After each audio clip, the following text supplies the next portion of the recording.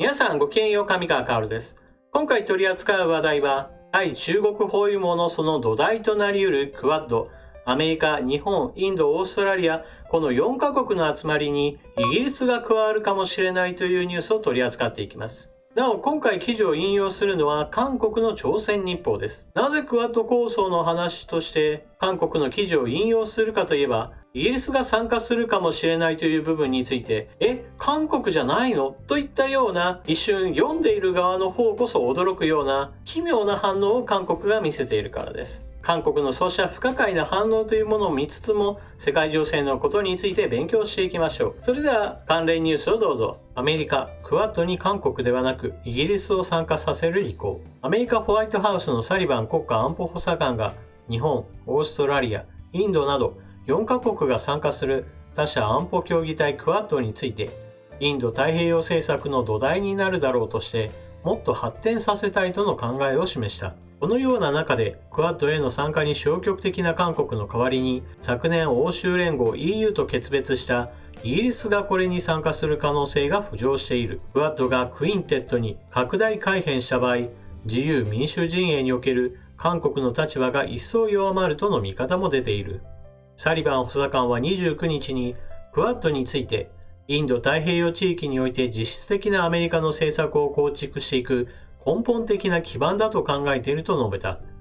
この会議でオブライエン元安保補佐官は、中国に対抗して同盟国と協力できるのは嬉しいことだが、とりわけクアッドがそうだ。おそらく NATO 以降に構築した最も重要な関係になるだろうと期待を示した。サリバン補佐官は、私は本当にこのフォーマットとメカニズムを継承し、発展させたいと考えていると歩調を合わせた。2019年に結成されたクアッドは、アメリカによるインド太平洋戦略と中国牽制の最も中心に位置している。単なる外交政策のための会談という次元を超え、昨年12月には合同軍事演習まで実施し、その結束力を誇示した。アメリカは韓国に対しても名指しで参加を求めるなど圧力を加えてきたが、韓国政府はカン・ギョンファ外交部長官が特定の国、中国の利益を排除するのは良いアイデアではないとして参加の決定を保留してきた。トランプの政策否定に力を入れるバイデン政権だが、クアッドだけは継承、拡大、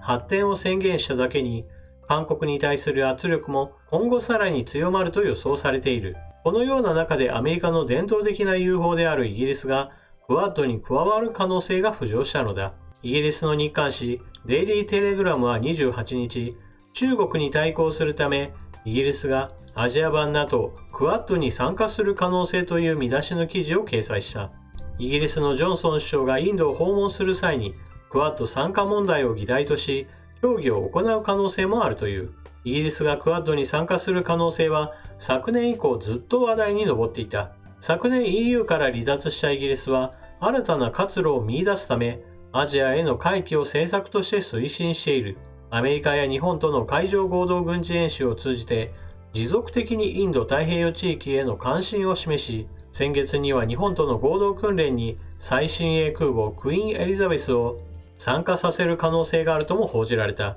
イギリスは昨年5月、対中協力に向けたいわゆる民主主義10カ国 D10 構想を呼びかけるなど、共通の価値観に基づく連帯に積極的な関心を示してきた。今回のニュースの最大の肝は何といってもアメリカの動きです。アメリカでは政権移行が行われました。トランプ大統領からバイデン大統領へと変わったのです。この中においてバイデン大統領は前政権のやってきたことというものを見直していくことを発表しています。その中においては、米中冷戦のその肝である中国に対する関税措置などについても見直すことが上がっており、中国に対する圧力というものが減少することが懸念されています。そしてこのクアッド構想について言っても放置する可能性というものもなかったわけではありません。しかし今回の動きというのはそうした意味ではクアッド構想を放置や後退させるのではなく発展させる方向へと進むというのですから基本的には歓迎すべき動きです。そしてどの国が加わっていくのかというのも一つ注目だったわけですが、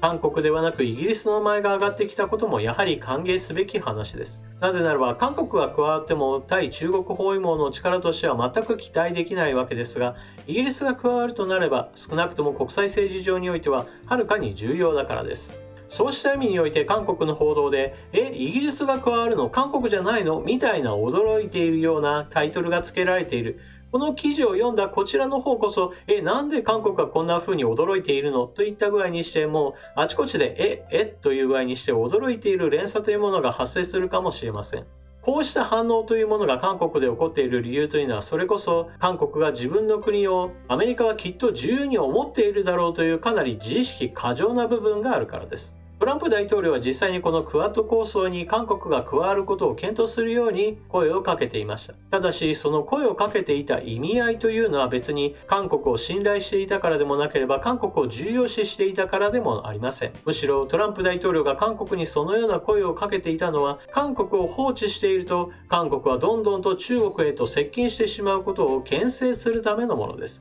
つまり信頼していないからこそこのクアッドに加わることを検討しなさいというボールを投げつけていたわけです。このことが韓国側の方は理解はできていなかったわけです。韓国としては安全保障はアメリカに頼り切っていて、例えばアメリカ製の兵器というものをどんどんと積極的に購入しています。空母を作ろうという話をした時には、それこそ自分の国ではほとんど開発ができないものですから、よし、アメリカの F-35B を買ってこの空母に乗せる戦闘機を用意しようといった具合に、基本的にはアメリカ頼りな面があります。しかし一方、経済においては中国にどっぷりと依存した状態となっており、中国に対して何か反発や反抗的な態度というものを取ることは基本的政策として取れません。ですからアメリカに対しても中国に対してもどちらにも怒りを買わないような政策を基本的には取りたいという立場なのです。ですからトランプ大統領がお前はどっちの国の味方なんだという具合にして牽制を行ったこのクアッドへのお誘いについていっても、いわば中国を怒らせるような集まりに韓国としては加われないことを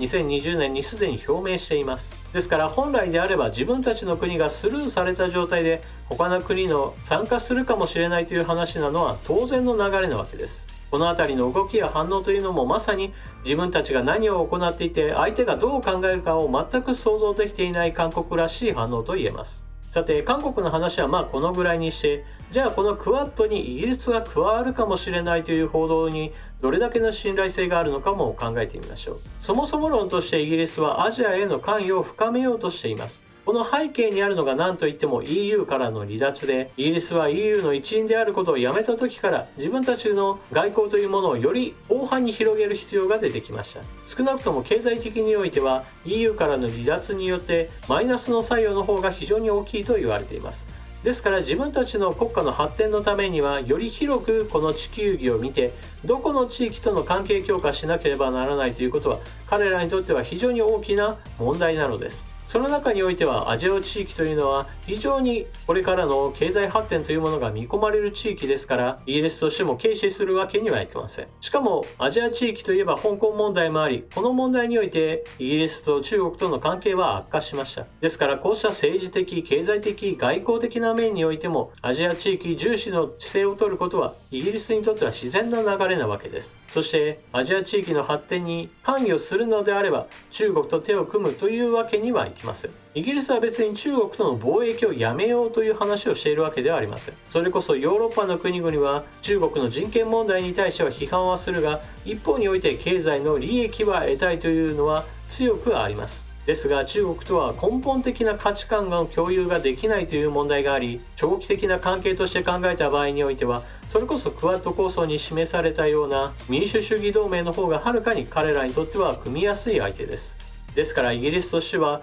このクアッド構想に加わることによって参加国との関係を強化することが、それこそアジア地域における自分たちの外交や政治上においても有益な同盟になることを確信して加わってくる可能性は十分あるのです。じゃあ日本がそうしたイギリスの動きをどう捉えるべきかといえば、当然のように受け入れるべき話です。日本にとってはこのクアッド構想というものを発展させた方が良いに決まっています。しかもイギリスがこのアジア地域において展開するといっても、イギリスの産業力というものは決して日本を脅かすほどではありません。イギリスは先進国の一角ではありますが、だからといって破壊的な経済力を持った国でもないのです。そしてイギリスは政治上においても諜報同盟ファイブアイズの一角であり、日本としては協力関係を強化していくことに悪い点はありません。むしろイギリスとの関係を強化していくことによって日本も諜報同盟の一角に加わるための準備段階に入ることができると言えるでしょう。それこそ日本国内における対スパイ法の制定や国際的な諜報機関の整備といったものを進めれば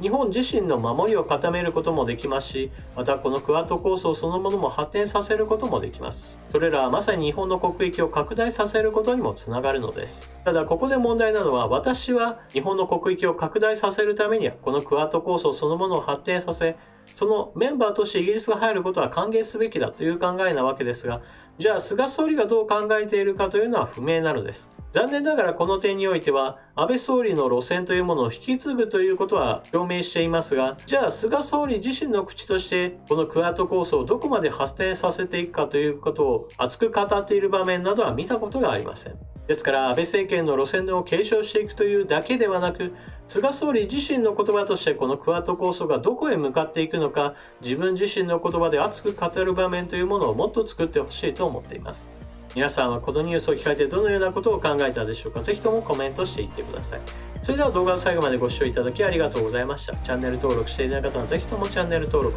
そして動画を見終わったら評価ボタンのクリックもよろしくお願いします。それでは次の動画でまたお目にかかりましょう。またね。